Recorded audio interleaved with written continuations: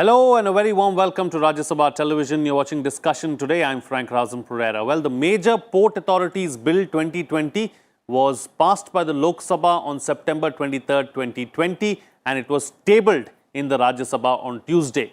The bill was first introduced in the Lok Sabha by the Minister of State for Shipping, Mansukh Mandaviya, on March 12, 2020. The bill seeks to provide for regulation, operation and planning of major ports in India and provide greater autonomy to these ports. It seeks to replace the Major Port Trusts Act of 1963. The bill is more compact in comparison to the Major Port Trusts Act of 1963 as the number of sections has been reduced to 76 from 134 by eliminating overlapping and obsolete sections. The new bill has proposed a simplified composition of the Board of Port Authority, which will comprise of 11 to 13 members from the present 17 to 18 members, representing various interests. A compact board with professional independent members will strengthen decision-making and strategic planning. Provision has been made for inclusion of representatives of state governments in which the major ports is situated. Ministry of Railways, Ministry of Defence and Customs, Department of Revenue as members in the board, apart from a government nominee member and a member representing the employees of the Major Port Authority, have also been incorporated. The role of Tariff Authority for major ports has been redefined. Port Authority has now been given powers to fix tariff, which will act as a reference tariff for purposes of bidding for PPP projects. PPP operators will be free to fix tariff based on market conditions. The Board of Port Authority has been delegated the power to fix the scale of rates for other port services and assess assets, including land. In this edition of Discussion today, we will discuss the Major Port Authorities Bill 2020. Joining me on the program today are Rakesh Singh, Secretary, ICC Shipping Association, as well as Prachi Mishra, Deputy Head of Research, PRS Legislative Research. Thank you to both my guests for joining me on the program today. All right, then, Prachi, let me start the program with you first. Let's first understand the salient features of this bill. Sure. Frank, like you just mentioned, some of the provisions of the bill, just to give some bit of context also, there was an older version of this bill which had been brought in 2016, and the idea was that in the last few decades, what we have seen is that there has been a massive growth in trade being carried out through ports. We have currently about 12 major ports which are regulated under this 1963 Act today. But besides that, there are several non-major ports also which largely come under the jurisdiction of the state where these are located. What we have seen in the last 2 odd decades is that cargo handled across all ports has increased significantly. And what we have seen is that while cargo handled by major ports has also increased, the cargo handled at these non-major ports, which are these other ports which are managed by state governments, they have seen a much massive increase. So what sort of came out of that was that, with increasing competition and everything, these major ports that exist in our country today, they are facing a lot of competition from these new non-major ports. They are not able to, manage the operations effectively. And one of the primary reasons why they are not able to do that is because they are sort of constrained by provisions of the 1963 Act. Every decision that they have to take has to be approved by the central government in some sense. Even the tariffs that they can levy on the different services that they provide, that is also decided by this tariff authority under the central government. So there was a push to, give greater autonomy to these major ports, allow them to be able to take their own decisions so that they can operate better in this sort of competitive market. And can compete with the other sort of non-major ports as well. So there was a 2016 bill, which more or less the provisions are similar to this bill that we are going to discuss today, which was sent to a standing committee of Parliament as well. The committee had some minor recommendations just in terms of how to strengthen the board, how to give them more sort of autonomy, what to sort of be cognizant of when you're allowing the private sector to sort of participate more in the functions of the in the services and take over some of the functions as well. And when giving them autonomy, what to be more cognizant of. So the committee had highlighted some of these things. To go back, what this bill is broadly trying to do is that it's creating this board of major port trust for major port authority for each major port. These will replace the existing port trusts. Like you said, these boards, the composition is being changed. There will be a chairperson and a deputy chairperson who will be appointed on the recommendation of a selection committee. They are being made more representative. There will be also members representing interests of employees of the major port authority, which was something that was flagged by the standing committee when it was looking at the 2016 bill as well. They're also giving more powers to the board. So, for example, the board is free to use its property, assets, and funds as it sort of deems fit for the development of its own major port. They can also make rules on deciding which port assets to be make available for other various port-related activities, what kind of infrastructure facilities need to be developed. Sure. Another sort of major sort of change that is being proposed is that the financial powers of the board are being increased significantly. So today, these port authorities, the Port Trust Board, have to seek prior sanction of the central government if they want to raise any loan. Right. What this bill is seeing is changing is that the board, it's allowing the board, the new board, that they can raise loans from any scheduled bank or financial institution within India or any other financial institution, even outside India, that is compliant with all the laws. They're just putting a cap that if these loans exceed 50% of the capital reserves of the port trust, then the board will have to require prior sanction of the central government. So in some sense, it's moving away from today, the board requiring prior sanction for every single loan to giving them some sort of flexibility in terms of what loans they can raise and to what extent they can raise these loans. Okay, we'll continue talking about the board and some of the other features as well. I'll come back to you in just a bit. Let me bring in Rakesh Singh into the picture as well and take the discussion forward. You know, from the major ports perspective, what are some of the biggest challenges that, you know, the ports are facing? How do we streamline and how do we ensure that the processes are better going forward? We all know that 90% of the cargo by volume leaves and enters India through these ports, and almost about 75% by value. So that's the importance of these Indian ports. And the second important thing is that as of today, if I remember correctly, the capacity of Indian ports, handling capacity is about 1,500 millions per metric ton. And I think the maritime vision is that this needs to be increased by another 1,000 million metric tons by 2025. So the question is that how are we going to do it? There are, as my co-panelist said, there are minor ports doing very well.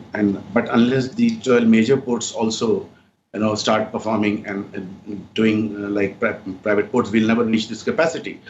It is also indeed true that in last 10 years or so, the growth of private ports or minor ports, as we call them, has been many times more than what the major ports have achieved in comparison. So this was seriously looked into it by the industry and the government itself. And it was felt that the legislative framework needs to be brought in line so that the major port can have that, what you call it generally as an autonomy to increase their capacity and performance and compete with the private ports. This bill is already passed in Lok Sabha, it is in Rajya Sabha. What I see, the real key takeaway, apart from the making the bill more compact, etc., and reducing the number of members in the board and making more representative, which my co-panelist has already addressed, what I see is that, as rightly, that for every decision, the ports do not have to look over the shoulder at the Ministry of Port or Joint Secretary Port, seeking, taking their nod. So what it is restructuring would be that each port will have its own board, and they would be a kind of an autonomous body with certain checks and balances which central government will exercise. They would be can make their internal management decisions in terms of infrastructure development within the port limit. They can do master plan as it's been envisaged here. One key point or point of contention in that clause is that without the involvement of local or state government, and there were already few objections from some of the states that are encroaching on the autonomy of the state governments, but I think that is being managed. So that's one thing. A very important point is that regarding the capital infusion, yes, this idea has been floating for a very long time that the ports shall be allowed to borrow fund from outside India, that is in foreign currency, in foreign banks. So provision now is existing in this act itself, of course, with some balances and compliances. So that's a very good provision. And obviously the PPE model, which we are all looking at, that the ports would have a more freedom to work out how they want to do it with their private parties in India or outside to develop their ports. That's very important. One thing that, I think probably need to know is, if Prachi can correct me, is that what is the biggest drawback in our ports has been the turnaround. The average turnaround time in our ports, especially in major ports, I think it's some 60 odd hours plus hours. And unless that really is reduced, you can carry on increasing the size, but you'll still be, at the same problem. So that requires a lot of infrastructure developments and many other things related to achieve that. So I think this would be probably achieving that with that in that area. From the industry's point of view, one of the things which we were always found was very regressive in nature was that there's a central body, TAMP Authority, which is determining the freight or rates for usage of the port, whether by cargo owner or ship owner, for all the major ports. So now this would go back to the port itself, and they can among themselves decide, because end of the day, the tariff of the port is governed by so many factors: the port around adjacent to you, the geographical locations, the movement of the trade, how it takes place, interland connectivity, there are many things. So I think each port now can make its own assessment and decide what is the best suited tariff for them. Right. Provision for adjudicatory body, of course, is very welcome there in this. And from industry point of view, I only think couple of things which I can make an observation now, if you allow me to do so.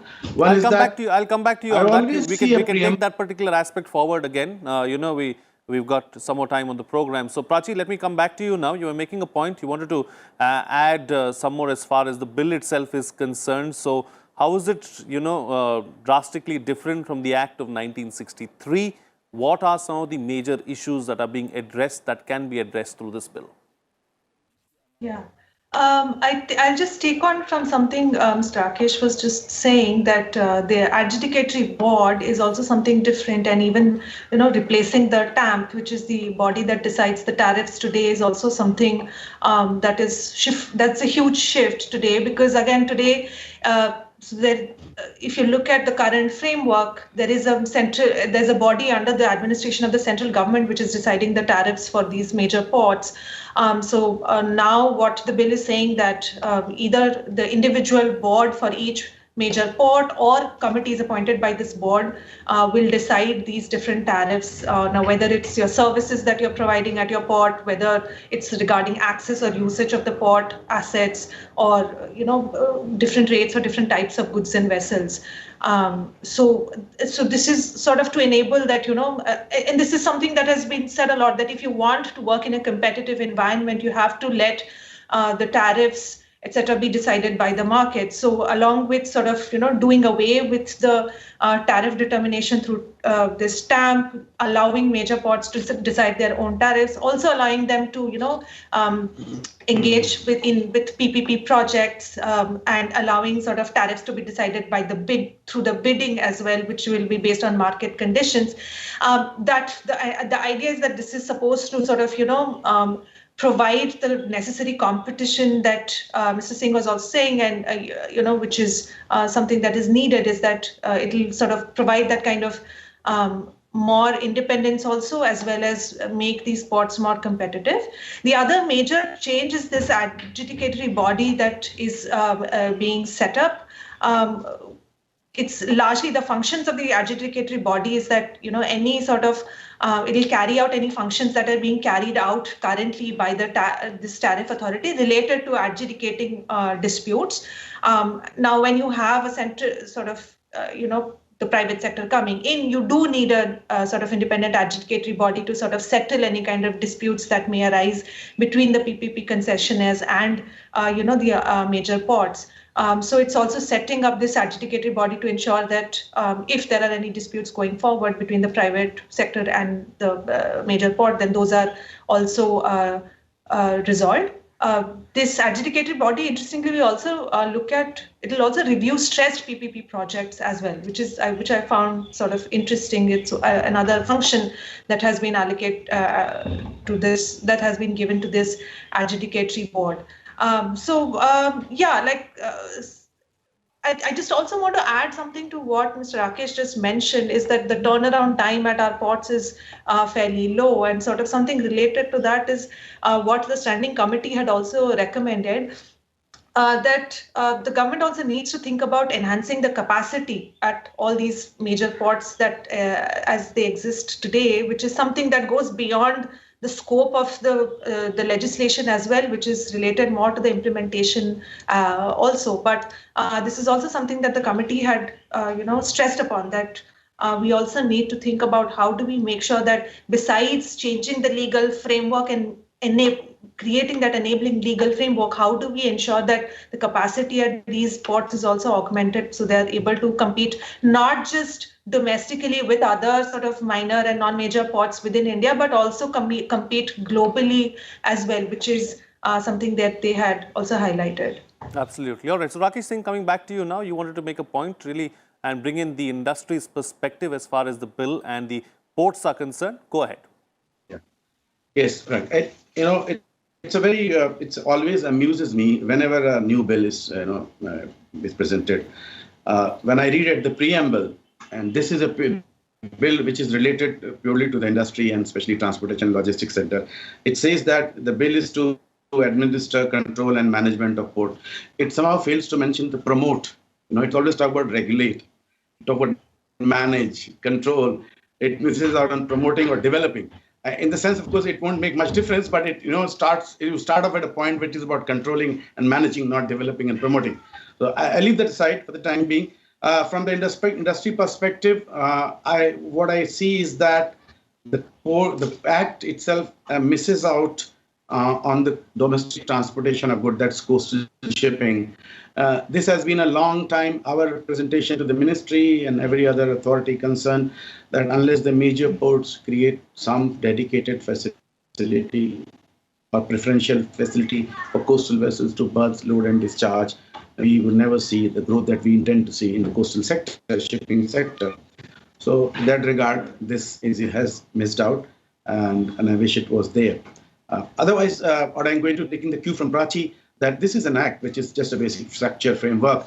We still got to see when the rules are framed, and that would be a proof of pudding in eating really what shapes up. So probably we need to be more, more interactive when the rules are being drafted, and for each port and for all other ports in general as well. So that's the point I wanted to make. Thank you. Absolutely. Okay, since we're here then, a quick follow-up question. The point about, giving the board a little more, anonymity, giving the board a little more freedom going forward, that's what the bill is talking about.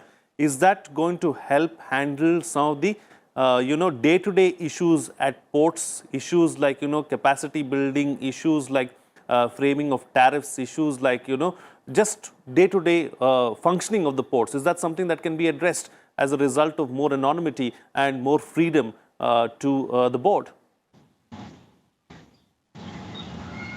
Well, I understand in terms of day-to-day management, when you say the port trust also had, kind of anonymity. It was only an autonomy. It's only in the case of policy decisions or development. What I see more, the impact of this, the positive impact of this act in time to come, is that PPE.